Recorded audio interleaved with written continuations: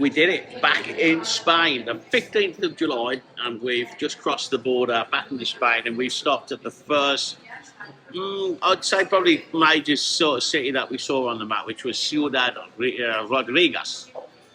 And we're going to stay here for one night as we just get back some Spanish wine in our blood because we're missing it.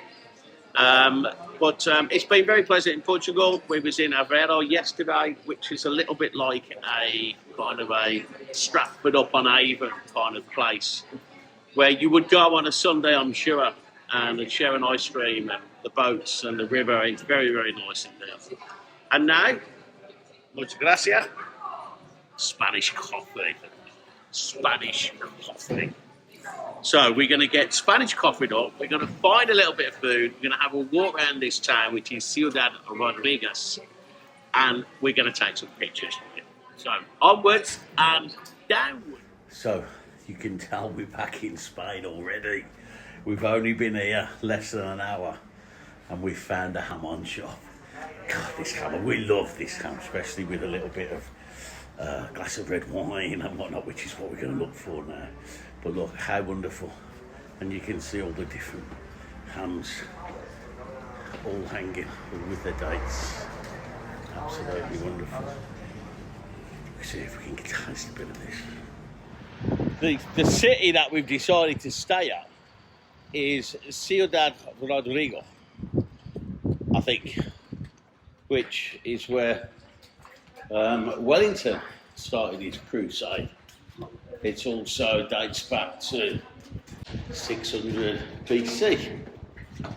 It also has got a lot of history with an old town and a new town and a wall, which is quite common in Spain to find these cities and towns with an actual wall built around them, which was going back to when the Moors were in Spain and trying to campaign across Spain, taking city after city and stuff like that. There's a lot of history, and I don't try to be a historian on it, but there's some beautiful places here.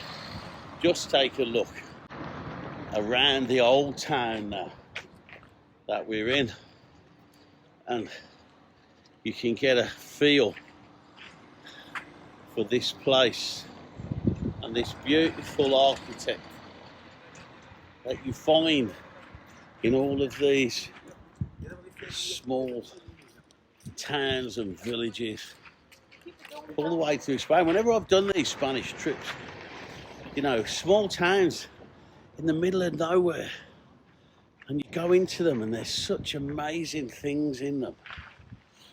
So this is where we are. We're going to stay here overnight, and then we're going to head down a little bit further to Caceres. I hope I'm pronouncing these, but I think that's where some of my favourite wine comes from.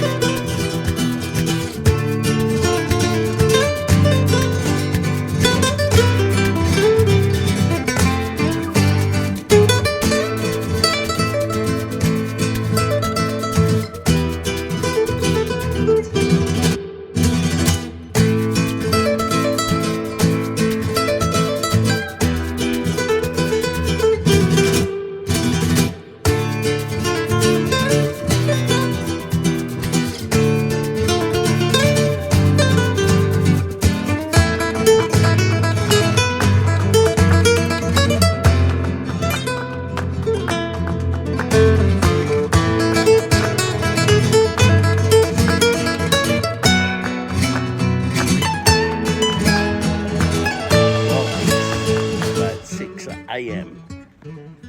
and we're just getting ready to make a move.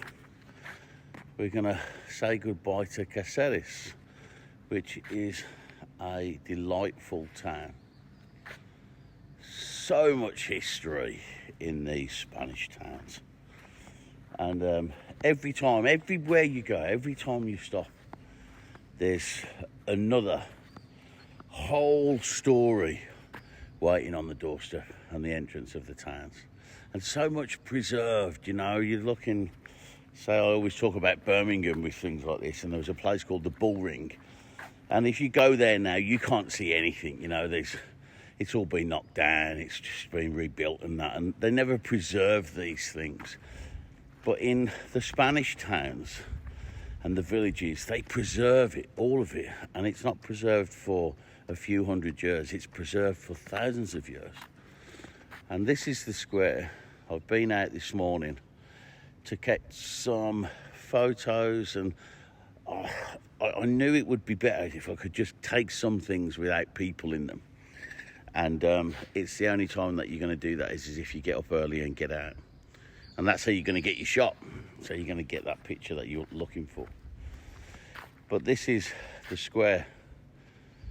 Quiet before it comes to life.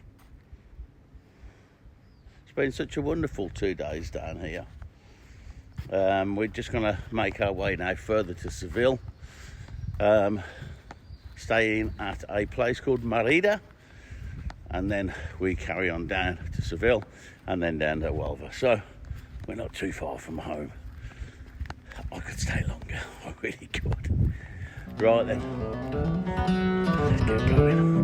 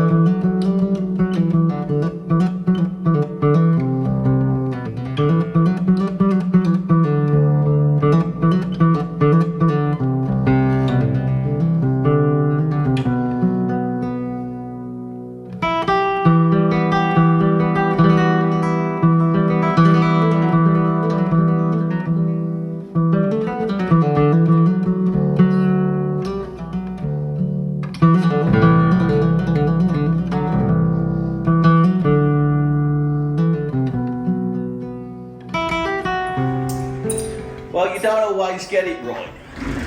Sometimes you get it wrong, and on this one we got it wrong. We left Caceres, which was a beautiful town, had a really nice stay there, and we thought we'll break the Seville trip up a little bit.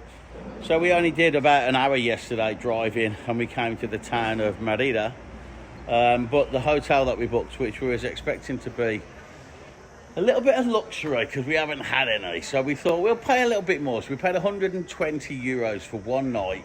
That was with breakfast for 3 of us, so it's not too bad.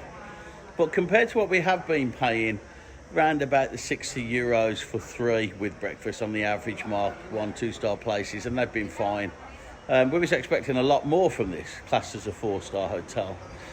The pictures looked fantastic in booking.com, but they were probably from 10 years ago when the hotel was first built. And we arrived at the hotel and it's all a bit drab. There's about 4 or 5 members of staff running around doing the same things. It's not their fault by any means, and they were all very, very pleasant to us. They're working with what they've been given to work with. That's exactly what they're doing. And they have a look of embarrassment sometimes as well. the trick to it is reviews. You must read the reviews in the booking.com. Go on to Google, review places, you know, and find out where you are going to stay, because we've been stung twice now on the road trip, both on booking.com, I'm afraid, and booking.com support is very limited. It's like pay now, pray later. Well, reviews are the way to go, so that's what we'll be doing here. There we go. I mean, it was clean, but it's very worn. It's under construction. It's under a refurbishment, I suppose, and it's very limited inside. So anyway, let's get to Seville, next stop.